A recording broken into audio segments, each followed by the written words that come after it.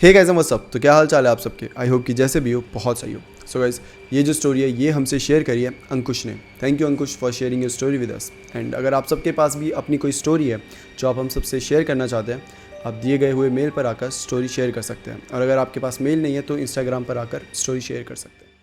Hey guys, एक quick update है, चिंता मत करो, कोई ब्रांड प्रमोशन नहीं है, एक क्विक अपडेट है। आई नो आपको ये चैनल बहुत पसंद है और मेरे 3 चैनल है, alpha Akki dark, alpha crime.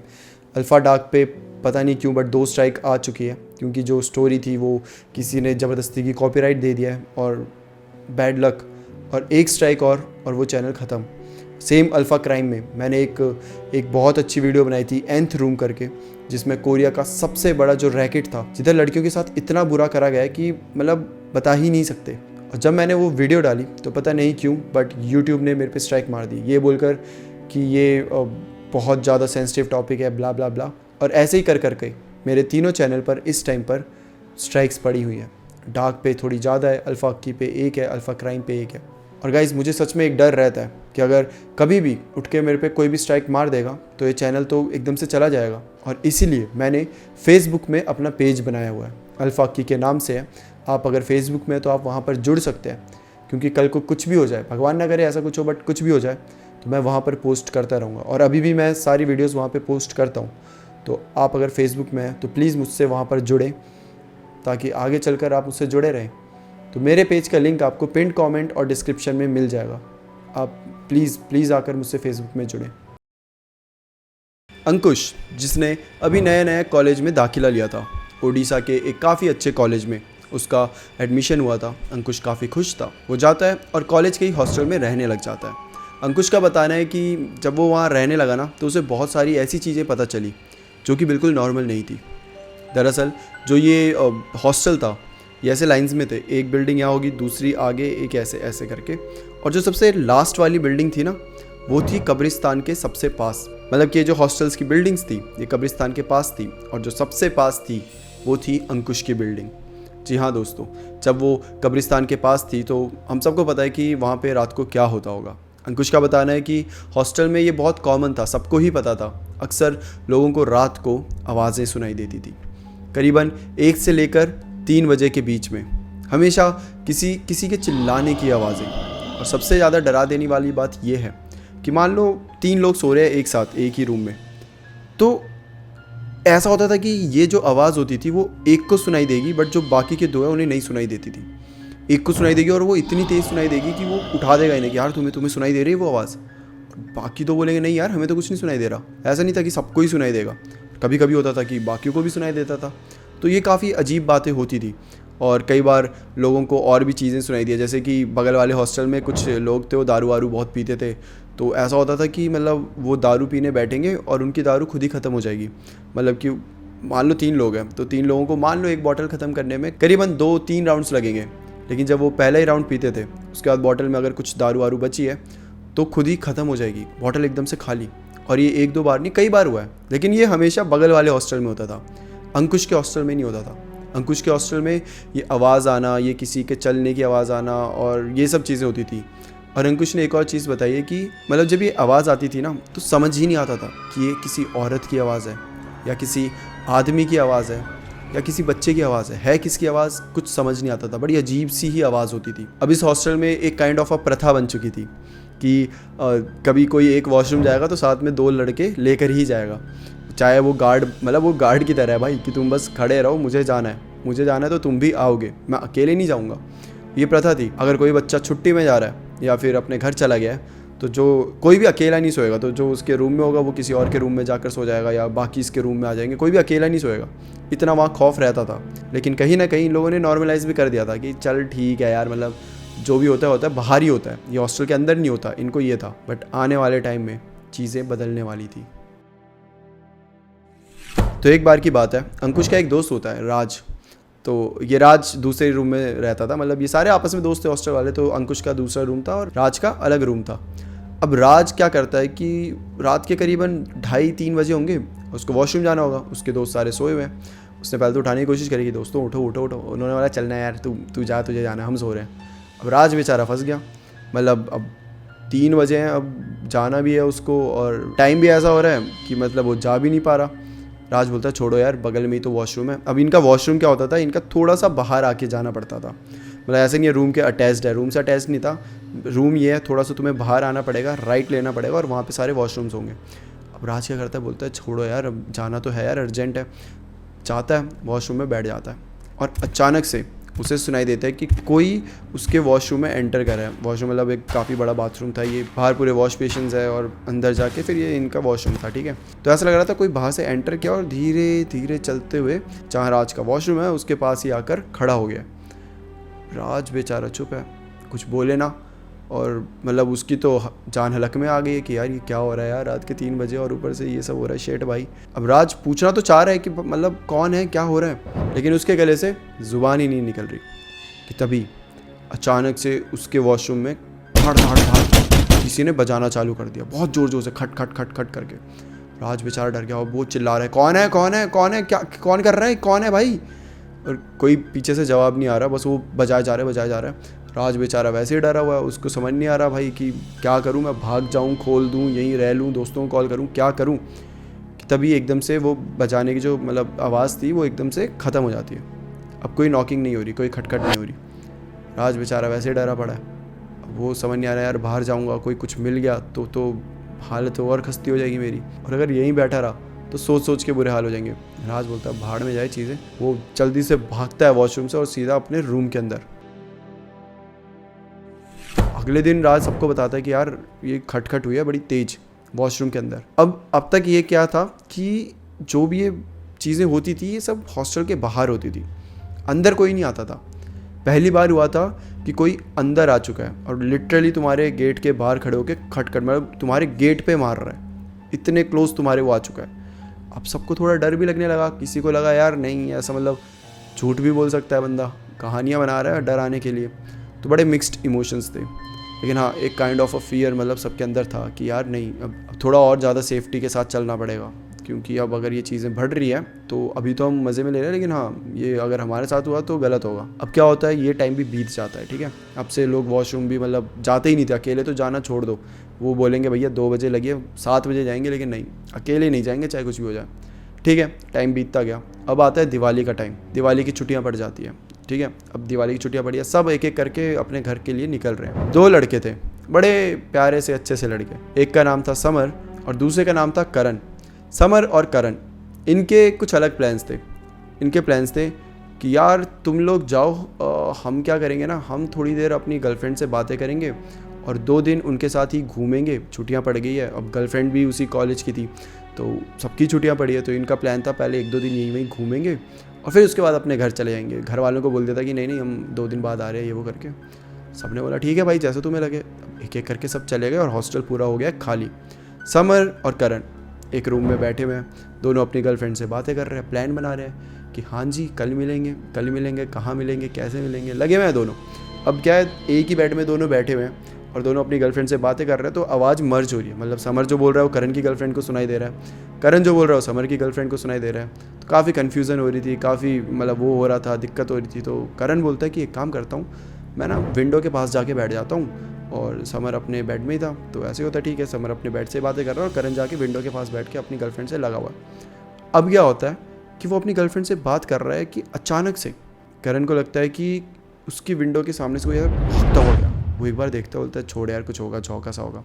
तुम अपनी गर्लफ्रेंड से बातें कर रहे हो, तुम्हें फ़र्क ही नहीं पड़ता बाहर क्या हो रहा है, तुम तो अपनी दुनिया में खोए हुए हो। तो फिर बातें करने लग गया कि हाँ जी कल क्या करेंगे, ये वो ब्ला ब्ला, और अचानक से फिर से कोई भागता हुआ जा रहा है। अब करण थोड़ा सा ये हो जाता है कि यार ये कौन होगा, कि तभी उसे याद आता है कि इनका जो गार्ड था, तो गार्ड जो था वो रात को आता था, ठीक है, हर जगह चक्कर मारता था। वो एक्चुअली गार्ड कम और इनका डीलर ज़्यादा था। इन्हें कुछ भी चाहिए होता था ना, कुछ भी, समझ रहे हो ना, कुछ भी चाहिए होता था, जैसे कि दारू, थोड़ा सा नशा, ये वो फलाना ढिमकाना, तो गार्ड से ही जाके बोलते थे और गार्ड हर जगह से अरेंज करवा देता था। तो गार्ड ऐसे रात को आता रहता था यहाँ वहाँ। तो करण को लगा कि ठीक है गार्ड होगा, गया होगा यहाँ वहाँ, लेकिन क्यों गया होगा, क्योंकि पूरे हॉस्टल में कोई है ही नहीं, सिर्फ हम दो नहीं है। गार्ड को शायद ना पता, वो गया होगा यहाँ वहाँ देखने, छोड़ो जो भी है। करण को यही लगा कि गार्ड है। अब करण अपना नॉर्मली बात करने बैठ गया है कि एक बार फिर से सब पकड़ के भागता हुआ गया। और अब करण डर गया, क्योंकि इतनी तेज कोई भाग कैसे रहा है, क्यों भाग रहा है। गार्ड भी होगा तो आराम से जाएगा, सुप सुप मतलब एकदम ऐसे परछाई सी दिख रही है ऐसे जाते हुए। करण भाई डर गया और वो जाता है फिर से समर के पास जाके बैठ जाता है। समर को बोलता है ब्रो बाहर ना कुछ है, कुछ तो है जो भाग रहा है यहाँ वहाँ। समर बोलता है तू पागल है क्या, चले जा चुपचाप यहाँ से, बात करने दे मेरे को। समर भी अपनी दुनिया में भैया बिजी है। तो अब करण बोलता है छोड़ इसे जान दे, और करण फिर से ना ऐसे विंडो के सामने बैठेगा और इस बार देखने बैठा है कि कौन होगा। मैं इस बार देख लूँगा कोई भी भागेगा तो।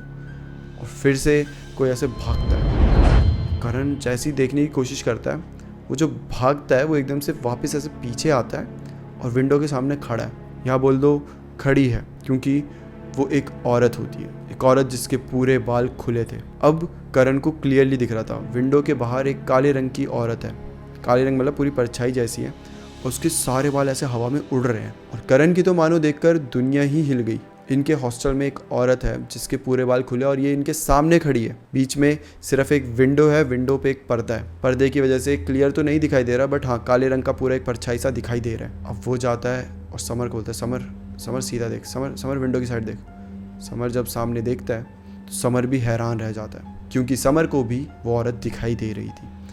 और अचानक से ये दोनों बेड के एकदम कोने में आ जाते हैं और बहुत डर गए कि यार अब क्या करें। अब इन्हें आइडिया तो है कि हमारे हॉस्टल में ये सारी चीज़ें होती हैं, बट ये नहीं था कि अब कोई औरत इनके सामने ही आके खड़ी हो जाएगी, वो भी उस दिन जिस दिन हॉस्टल में और कोई भी नहीं है। अचानक से इनके रूम का दरवाज़ा बहुत तेज़ी से हिलने लग जाता है, मतलब खट खट खट, फिर से वही तेज़ आवाज़ जो राज को वॉशरूम में सुनाई दी थी।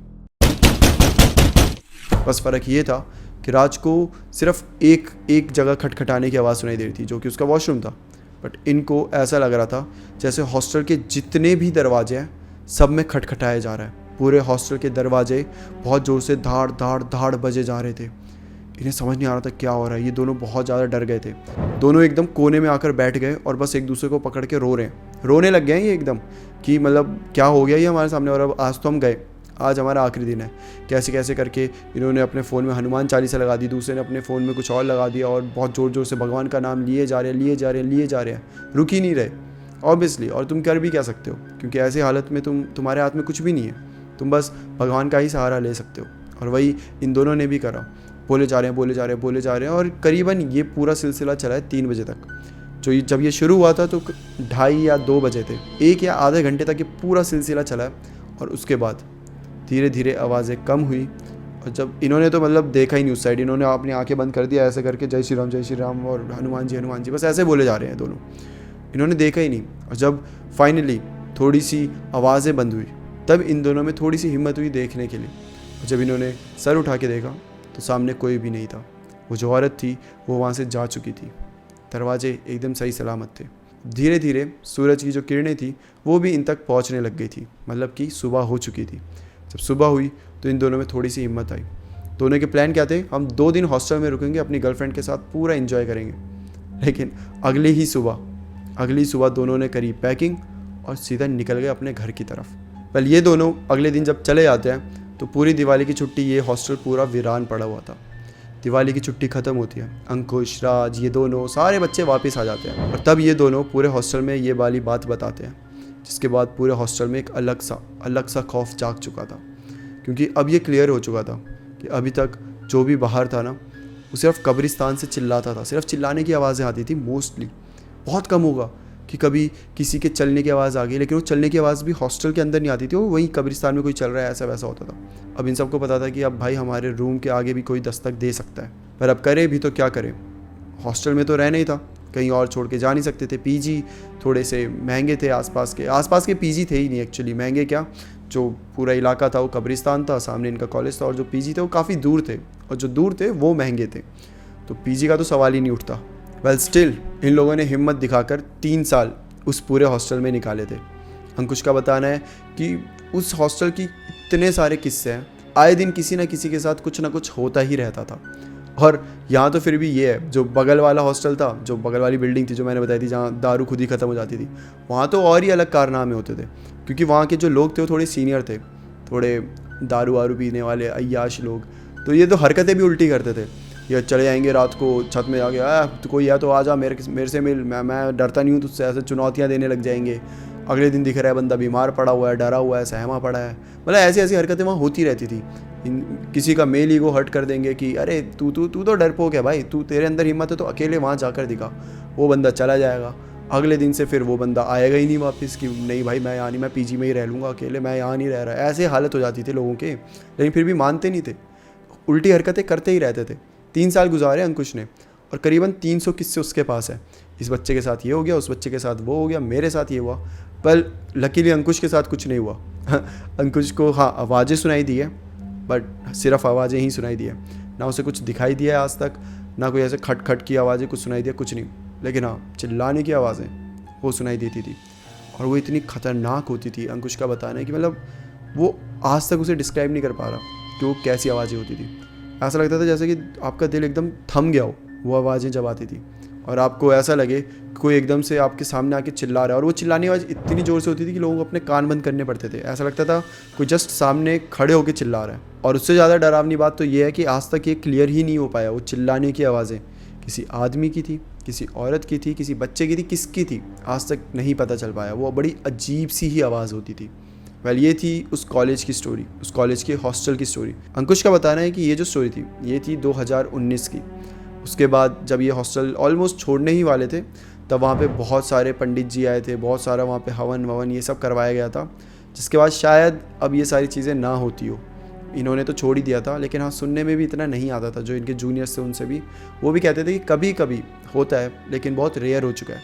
ऑब्वियसली कब्रिस्तान के पास अगर कोई हॉस्टल बनेगा तो वहाँ चीज़ें होगी, कब्रिस्तान को आप रोक नहीं सकते। वहाँ पे जाके ऐसा नहीं है कि आपने कुछ मंत्र पढ़ लिया और वहाँ पे अब ये सब होना बंद हो जाएगा। कब्रिस्तान तो उनका इलाका है, आप उनके इलाके में गए हो। मतलब जैसे बोलते नहीं कि जानवरों का इलाका है, अगर आप जंगल काटते रहोगे तो जानवर आपके यहाँ आ जाएंगे। वो कब्रिस्तान में भी वैसा ही है, कब्रिस्तान के आसपास भटकोगे तो आपके साथ ये सब होगा ही होगा। तो मतलब आप रोक नहीं सकते, बट हाँ काफ़ी रेयर कर दिया। कम से कम हॉस्टल में अब चीज़ें नहीं होती। बाय द वे अगर कोई उसी कॉलेज से देख रहा है, मैं नाम तो नहीं लूँगा, बट अगर कोई है उस कॉलेज का तो आपको समझ आ गया होगा कि मैं किसकी बात कर रहा हूँ। तो अगर कोई भी उस हॉस्टल में अभी भी रहता है तो आप नीचे कमेंट में बता सकते हो कि क्या आप सब कुछ सही हो गया है या अभी भी ये सारी चीज़ें होती है। सो या दैट्स इट फॉर टुडे। फिर मिलते हैं हम किसी और टॉपिक के साथ, तब तक के लिए bye bye and take care.